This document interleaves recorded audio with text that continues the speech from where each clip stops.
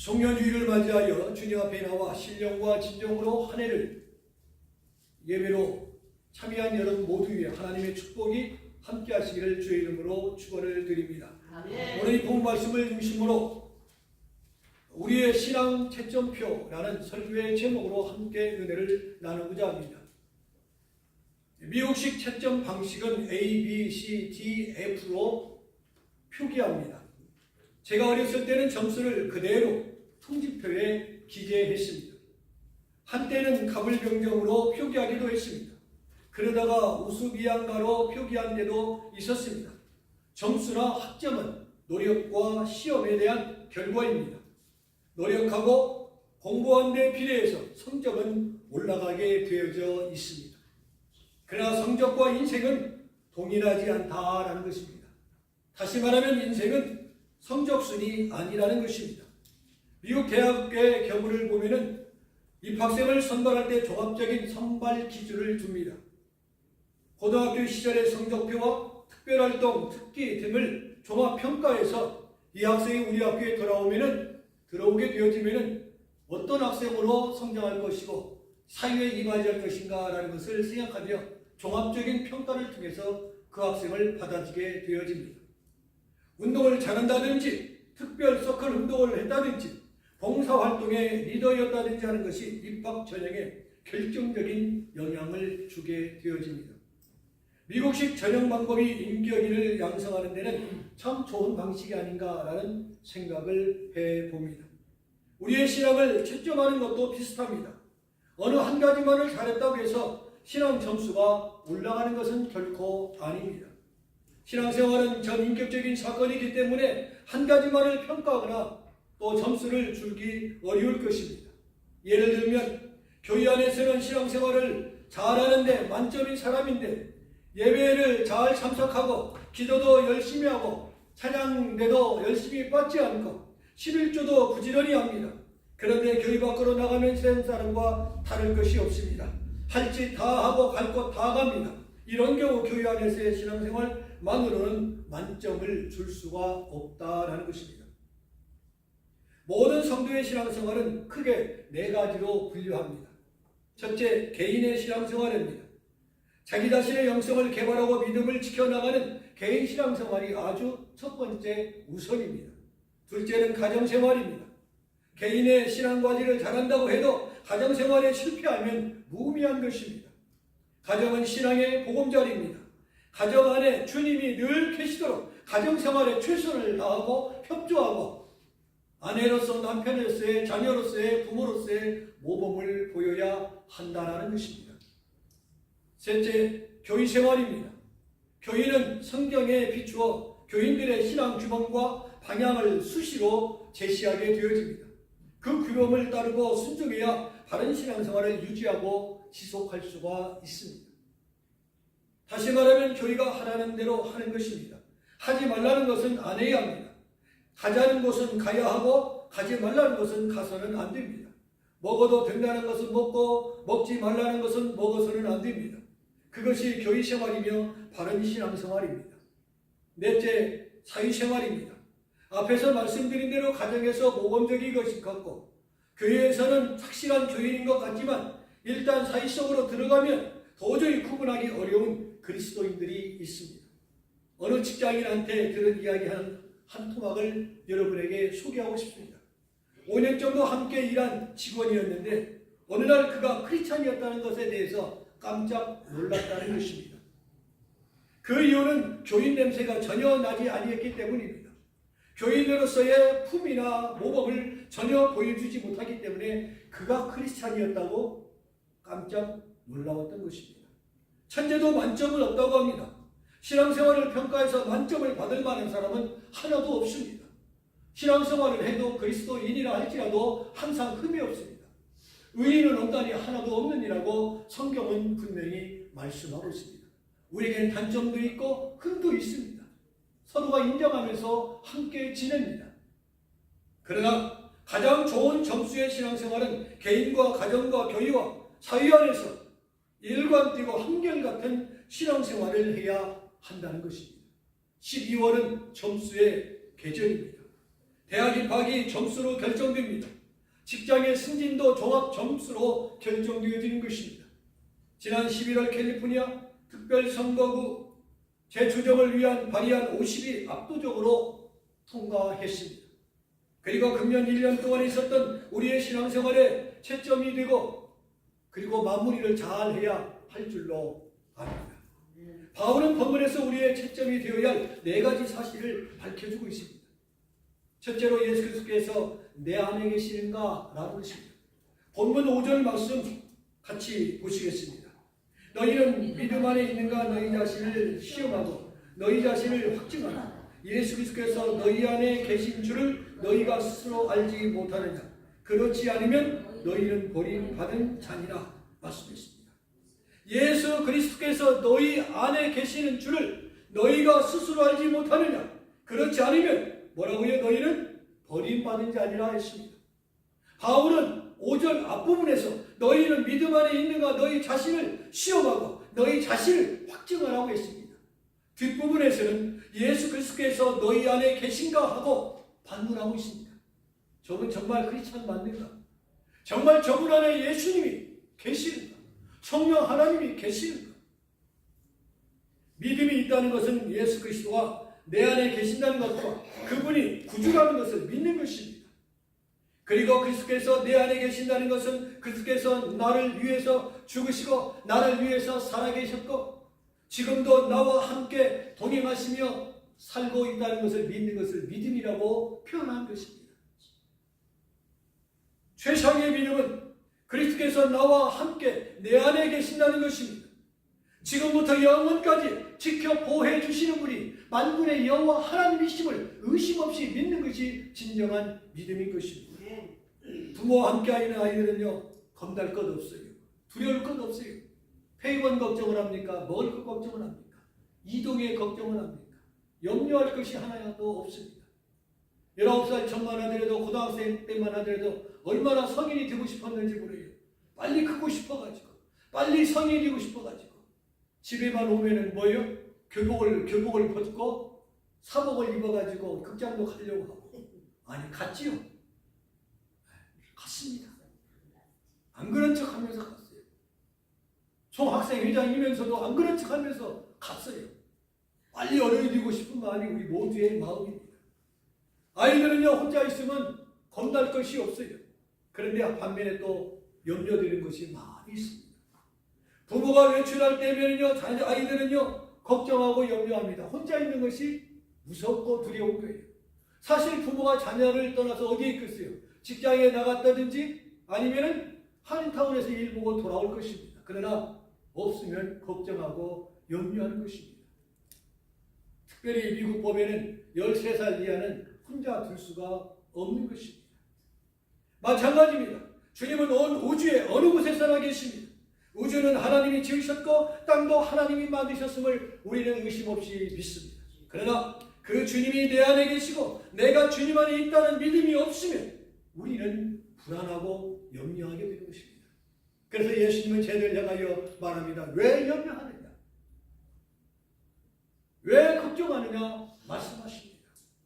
소유가 있어도 불안하고 없어도 불안합니다. 지위가 높아도 불안하고 낮아도 불안합니다. 내 안에 예수님께서 계시지 않는 것이기 때문에 그렇습니다.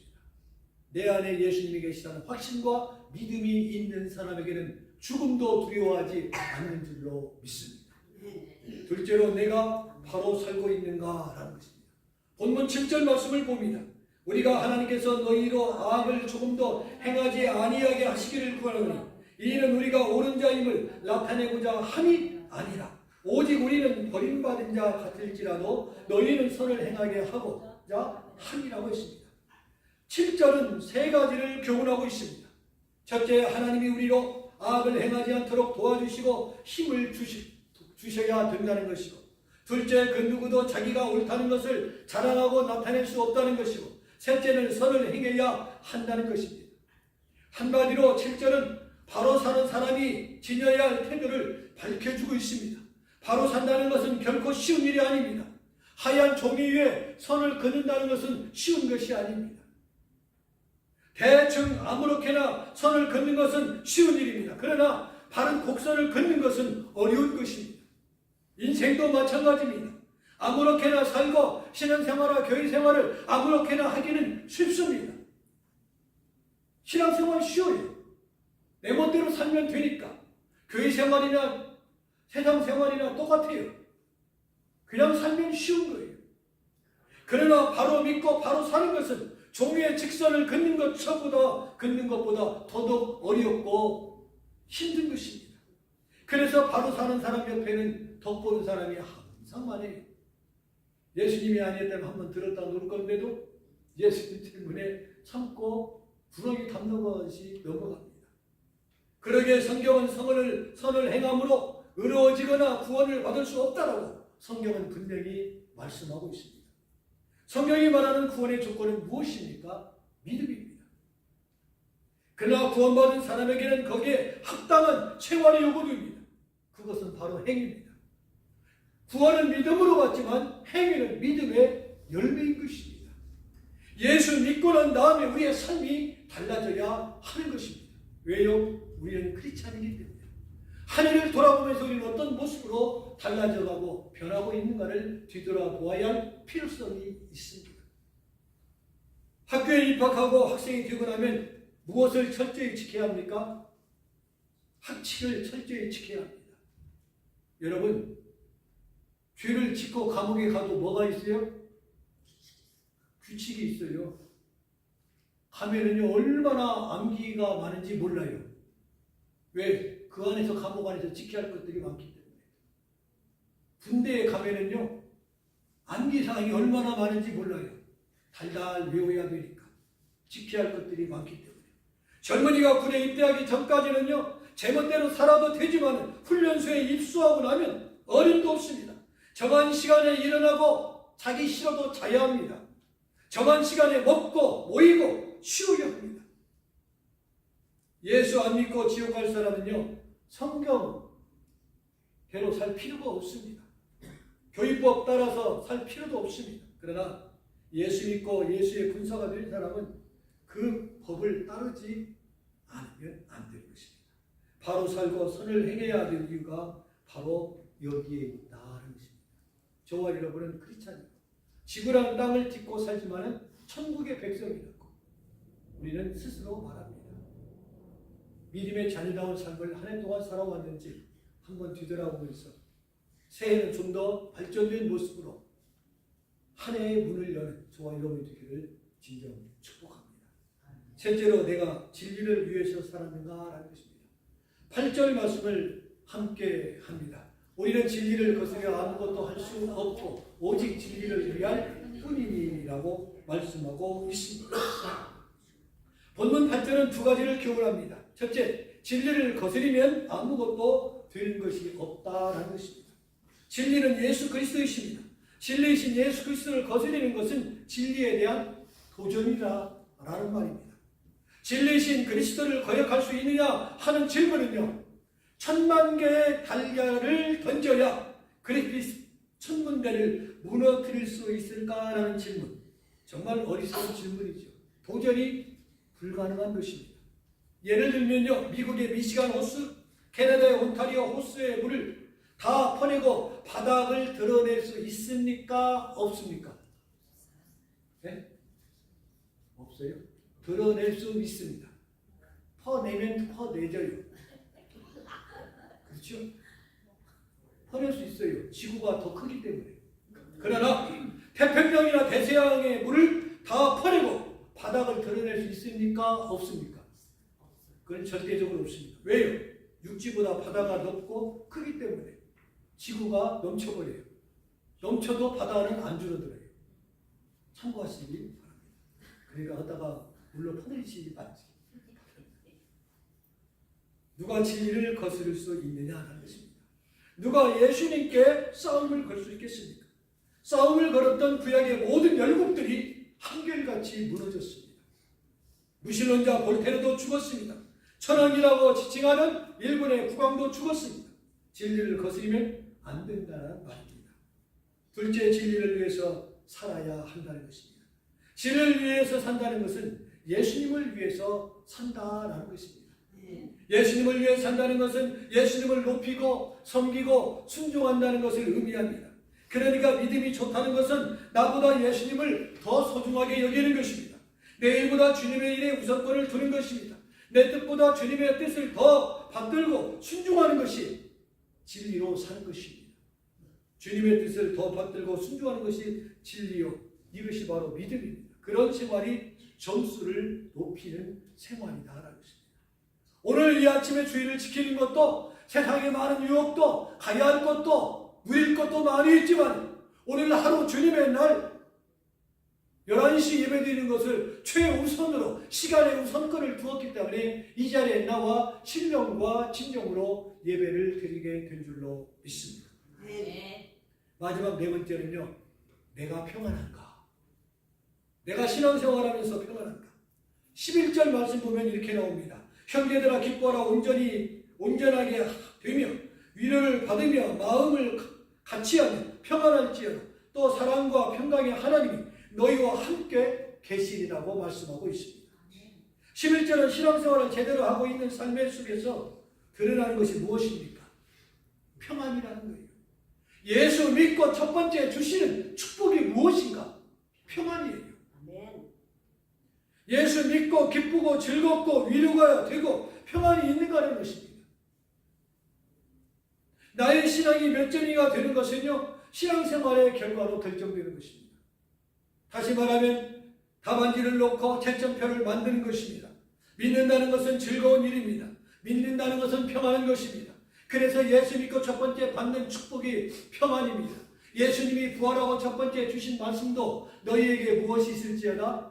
평안이 있을지어다 라고 말씀해 주었습니다. 믿지 못하면 어떻게 돼요? 불안하게 되어지는 것입니다. 믿지 못하면요 안심이 되지 못합니다. 돈을 빌려주면서도 믿지 못하면 꼭 도둑놈처럼 보여요. 은행은 믿으면서 사람은 못 믿잖아요. 은행 가가지고 돈을 맡기보면서 믿음대 내도 떼먹으면 어쩌지. 여러분이 의심하니까요. 거기에 뭐라고 써 있어요? 25만 불 이하는 보험회사에서 책임진다고 텔러 앞에 써 있어요. 이렇게 영어로 써 있어요. 얼마 밑에요? 25만 불 이하. 혹시 25만 불이 넘으면 그 돈은 나에게 맡겨주시면 제가 많이 갖고 있다가 그 돈 그대로 드리겠습니다. 그런데 사람에게 빌려주면 못 믿잖아요. 근데 사람은요 참 좋아해요. 10,000불 빌려주고 6개월 이자 선이자 준다고 하니까 너무너무 좋아해요. 왜요? 그 선이자 받은 거 누구를 받은 거예요? 내 거 받은 거잖아요. 내가 빌려주고 내 돈에서 6개월 선이자를 받았어요. 6개월 후에는 받아요? 못 받아요? 못 받아요. 없어요 돈. 받을 돈 마세요. 못 믿습니다. 그래요. 믿지 못하면 불안하고 염려가 됩니다. 내가 예수 믿고 마음이 평안해졌다면요 점수가 올라가고 있다는 증거예요. 아, 내가 신앙생활을 잘하고 있구나. 그러나 믿기 이전이나 믿은 지금이나 매 한 가지라면 아직도 내 믿음이 합격점에 들어서지 못하고 있다는 것을 여러분 꼭 기억하시기 바랍니다. 우리는 죽음조차도 주 안에 죽은 자가 뭐 있다고 했어요? 복이 있다고 했어요. 복이 있다. 왜요? 갈 곳이 있기 때문에. 앞에서 말씀드린 대로 신앙생활은 종합적인 사건이기 때문에 점수 역시 평균 점수를 내야 합니다. 기도는 잘하는데 교회 봉사가 약하다든지, 헌금은 잘하는데 기도를 안 한다든지, 봉사는 잘하는데 예배 출석이 약하다든지 올바른 신앙생활이 아닙니다. 종합평가에서 인정을 받아야 합니다. 우리는 지금 12월 말에 서 있습니다. 각자 스스로 자신의 신앙생활과 삶을 재점검해 보시기 바랍니다. 좋은 것은 2026년도에도 계속 따라서 하고 좋지 못한 것은 2025년도 12월 31일까지 기다리지 말고 오늘부로 다 잘라버리시기 바랍니다. 그래서 새로운 마음과 새로운 각오로 출발할 수 있기를 바랍니다. 오늘 본문은 이렇게 말씀합니다. 너희는 믿음 안에 있는가? 너희 자신을 확증하라고 5절에 말씀합니다. 자동차의 엔진을 점검하듯이 우리의 믿음과 신앙도 생활도 수시로 점검해야 합니다. 때때로 피아노를 조율하듯이 우리의 신앙생활도 조율을 해야 합니다. 때때로 나의 건강을 점검하듯이 우리의 신앙도 점검해보고 새해를 맞이해야 할 줄로 믿습니다. 내 믿음은 몇 점이나 됩니까? 잠은 자답하며 한 해를 잘 마무리하고 새해를 지혜롭게 준비하는 여러분 모두가 되시기를 주님의 이름으로 축원을 드립니다.